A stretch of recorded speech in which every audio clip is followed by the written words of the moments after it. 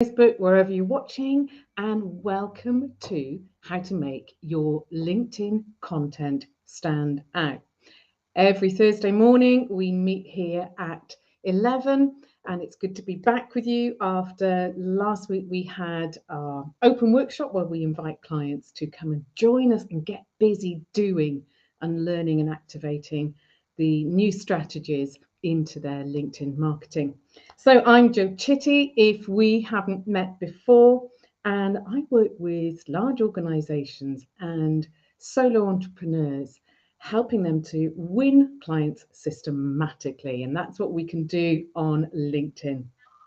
If you can hear me, let me just move my cursor to off end stream. If you can hear me and see me okay, give me a thumbs up and or a heart, whatever you've got. And also, if let me get the chat up. Also, if hi Heidi, lovely to see you, and Rebecca. Also on Facebook, it doesn't give me your name, so if you want to type a comment in and pop your name in as well, that's brilliant. So I know writing content can be difficult. We all know that. There's very few of us that it comes easy to. It takes time. It takes confidence. And sometimes we have to step back and go, is this really working for me? I get it. And quite often with the businesses that I work with, it's the last thing that they put on their list to do, but the first thing to go when things get busy and they get overwhelmed. But if you don't post, you're missing out on an awful lot. And, I just sat down and was writing notes about this for my LinkedIn membership that we run each week. And I thought of 9 things straight away that came to mind that I wouldn't have in my marketing if I didn't post. So let me give you those 9 as if I'm putting a case forward for posting content regularly on LinkedIn. You don't get the reach. You really don't get the reach if you're not posting on a regular basis, whatever your cadence is. And the great thing about posting content is somebody in your network will comment or like or share, and it shows up on people's feed that you have no idea or no connection with. I mean, it couldn't be easier, could it, to grow your reach? You will start fewer conversations if you're not posting content, because in my book, conversation content are conversation starters. They're a beautiful and easy way to start conversations. You'll fail to build that sort of know, like, and trust element. We start to get a flavour of your perspective, how you see things, how you view the world, your processes, your values. It just enables us to get to know you, and we need that in order to take the next step. You you fail to build relationships easier. It is relationships are built on conversations, aren't they? So if you're not creating those moments of conversations, it's going to be really tough to build relationships at any pace so that you can move the right people onto your marketing journey with them and move them towards a sale. It's hard to stay top of mind if you haven't got an active presence on the LinkedIn home feed. You can so easily disappear out of people's thoughts and presence, and particularly if people are in the arena for needing your support and the kind of transformations that you bring. A post can catch them at the right time, and that's when you'll get that message. I've been watching your content, consuming your content, and I'd like to know more about how we could work together. That it happens so many times. It's beautiful. It's harder to build community. And actually, LinkedIn is all about community, and your business will thrive on having that vibrant community of people talking together. That's what social media is all about. And of course, LinkedIn is a social platform. And it will decrease your brand building capabilities to get with you. So if I can see that my streaming is having connection issues, I'm plugged in, so I don't know why it would be. So hopefully you can still hear me. It's saying it's trying to restore my connection. So if you can still hear me or see me, please just pop in the chat, because that would be brilliant to hear from you that I'm still visible. Okay, so and of course the final one is it really minimizes your ability to generate leads, and isn't that why we're all on here? So thank you, somebody on Facebook. So how do we create engagement that enables our content to stand out in front of the right people? That's what we want. We don't want it to be seen by everyone, but we do want it to be seen by the right people. So I'm going to share with you my I3SA, I knew I'd get it wrong, my I3SA method that will take you through some key steps. So if you've got a notepad and pen and paper, then please write these down, because it's going to take you through the key steps that will enable you, give you a framework to start thinking about, okay, what do I write? How do I position it? And how do we go about actually putting pen to paper? But first of all, let me talk to you about the amygdala. It's a favourite subject of mine. The amygdala is that part of your brain that is a bit like the gateway, and it lets in and it keeps out certain messages, and it enables us to function, because I'm not sure what stats to believe, but we could get millions of messages a second, according to some stats, or millions of messages a day coming into our brain. And we just couldn't process all of those. But that gateway part in our brain, it does let 5 areas through. So it lets scary things through, just in case you need to run quickly. It lets sexy things in. Um, I don't know why, and I don't use that in marketing, but yeah, a lot of people do. It lets weird things through, because you need to process those and understand what you're about. And it lets funny images and messages through. So those are the 4. But the 5th one is the most important one. It lets people it believes to be in the friend zone through as well. And people that are in the friend zone are people that understand you, that know you, that you have regular conversations with, that support you, add value, all those beautiful things that you'll be thoroughly aware of in your friendships in real life. And it happens online with online marketing, and of course with LinkedIn marketing. So we want to get to that stage where we're in that friend zone. Excuse me. We are speaking into the lives and the businesses of the ideal clients that we know we can impact. We are communicating and conversing on a regular basis with people through our content, so that our marketing messages get through. So I'm going to take you through the I3CA. The first I of the 3 is identity. If we're going to write really good content that engages people, or that people stop to read, they stop the scroll, we have to be clear on that one ideal client that we are writing for. You've got to have a purpose and an aim for your content. And we want to, now, like me, many of you may have several different ideal clients, but choose one. And we want to understand our ideal clients better than they understand themselves. We want to understand what motivates them. We want to understand what's going wrong in their world. We want to understand what they really, really want. We want to understand the wrong thinking that they're making, the mistakes that they've made over the years, the hurdles they're about to face.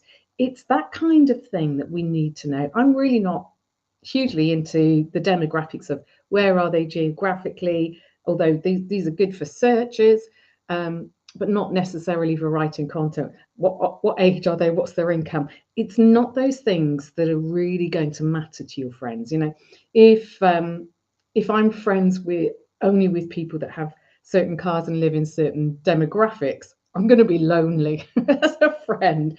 That's not the sort of thing that people really care about. So you want to get to understand what's going on beneath the surface of your ideal client. So that's your identity. Who is the identity? Pop it into the chat for me. Who is the identity of your ideal client? That one person that you can create a really clear picture of, that you're going to focus on and you're going to speak to. So the second I is irritation. What is that one place on their journey that they have huge amounts of pain points, that they are stuck and they want to move forward from, and that you can speak into? Now, this one is an easy one because chances are you've been on that journey. And I speak about this a lot with my clients and with marketing. In fact, we start with this. Where are they on their journey that you can speak into and that you can share personal stories, because that was where you were on before you beat it a path, before you beat that path down. I'm super tired, which is why I'm standing up at the moment. Um, so, you know, that's the place that you were on before you beat a path down to get the success that you've got that enabled you to start your business. So we want to speak into that journey. We want to speak into where they're at now. So that's irritation. And then the third I is idea. We now need to collate those resources from having thought about who it is we're focusing on and where they are on their journey, and create these ideas of how we look at where they're at to where they want to be, because they've got a clear idea of where they want to be. And so that forms the part of our marketing, speaking into where they're at, speaking into their mindsets, their current situations, and pulling them into some sort of value of where they want to be, giving them a flavour of who we are, how we work, and the potential that could be if they were to work with us. So we want to create this pool of resources. And we've all got our phones. Usually our phones are on us, 90% of the time. When something happens during the workday, some client says something, you think, oh, that's genius. Or there's a story that happens, pop it onto your phone. You can even just use the voice recorder on your phone. Or take a picture, a screenshot of something that really resonates with you. Then you've got all of these resources. And what we do is with my clients, we pop these into different themes, and you'll find that they will fit into different themes. So, for example, I love to talk about, if I'm a dog trainer, I might talk about nutrition, I might talk about discipline, I might talk about puppies, I might talk about healthcare. These are all themes. For me in my business, I will talk about content, I'll talk about profile, I'll talk about messaging, I'll talk about strategy day to day. You're going to have your themes. And we choose a theme every week because you need to drive that message home. Not everybody is going to see your post. In fact, again, LinkedIn is reducing the reach that our posts are getting. So we can speak about one theme from multiple different perspectives over and over again to drive that message home. Now, we have a theme a week. Our theme this week is content. So you want to create these cadences in your business where you're talking about this particular theme. I do my research the previous week. I usually have at least an A4 page of stuff that I've already taught on, what's changing and going on in the world. And so we've got a resource where we're not starting from a blank page. So I hope you're seeing the process here, that we're actually creating a structure that allows us to gather information. So when we do come to writing content, boom, we've got ideas there. And then the I3S part stands for solution. And so we always want to be drawing people to what the solution is that you offer to move them forward. The job of content, besides building those relationships, community, all those wonderful things that I talked about at the beginning, is to give your network a sense of the solution that they're moving towards, catching them when they're making mistakes, and then saying, okay, here's a little win for you. Here's a light bulb moment for you. Here's a shift in perspective. One piece of content can quite easily take people through that journey. We can give people those little quick wins. And then finally, the A in the I3SA is aftercare. If you're writing content, you can't, and I know you can schedule on LinkedIn, which is brilliant because we've got an agency, we manage some big LinkedIn clients, and it's really tempting, isn't it, to go and schedule and not jump on, but you've got to have the aftercare of your content when you write it. So you need to be going in and engaging with people, because this is a conversation. In real life, if somebody spoke to you, you wouldn't not respond. And so we need to replicate and just manage that whole conversation on LinkedIn. And it doesn't have to be heavy. This is human to human marketing. So we're identifying our ideal client. We're looking at the irritations of where they are stuck on that one place on their journey. We are getting ideas and resources of what's really going on in their world. We're creating themes, we're making it easy for ourselves. And then we are looking at what's the solution? Where can we point them to get those little quick wins? And we're doing that aftercare. So I'm looking to the right because I don't want to miss anything from my notes. So you're writing about the key things that are first and foremost on their minds. That's how we get through. You're writing about them and not about you. Your content is all client focused, and it's speaking into their minds and what is at the forefront of their world. And of course, you have to structure the content in the right way. And we're noticing that things are really, really changing. So we're making shifts. And I have to say, we're not doing it well at the moment. And a lot of this is all what I call wisdom posts. So you're writing about the industry stuff. And these kind of posts will rarely go viral. If you've been on LinkedIn for any length of time, you'll know that the viral posts usually have a huge personal element in it. They quite often have a selfie photo as well. And I'm not a huge proponent of encouraging people to go viral, because if you think about it, you're going wide, you're going broad with your content. But what I'm teaching you in this I3SA methodology is to go niche and really speak into your client's world. And what you'll find is, just as I have over the years, you'll get people silently consuming who are your ideal clients. And then you'll get that message in your inbox saying, over the last few weeks, I've been consuming your content. It's really resonated with where I'm at. Or are you a fly on the wall in my office? Because this is exactly the conversations that we're having at the moment. What would it look like if we were to work together? So you want to keep it niche. So you're giving those people opportunity to start feeling something when they see your content, and it's highly targeted.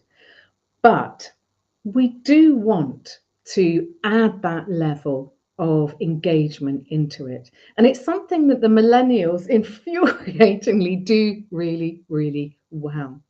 And do quite naturally. And if, like me, you didn't grow up with social media, it's something that we have to learn. And they seem to be able to seamlessly add in that level of personal engagement. And if you're talking about that new puppy, if you're talking into the new puppy owners as a dog trainer, that's an analogy I always use. I might talk about that level of frustration of not knowing what to do when you have a puppy that chews everything because your last puppy didn't. And so you can bring in those personal stories into what you're doing. So keep that personal element because this is a social channel, isn't it? And that's what catches our eye. That's the friends part. That's the thing that people can really, really relate to. So don't think about going viral. Think about writing exactly to your clients and understand what your ideal clients are really doing. So we want to look at that one client identity. What are they doing? Um, who are they? What's going on in their world?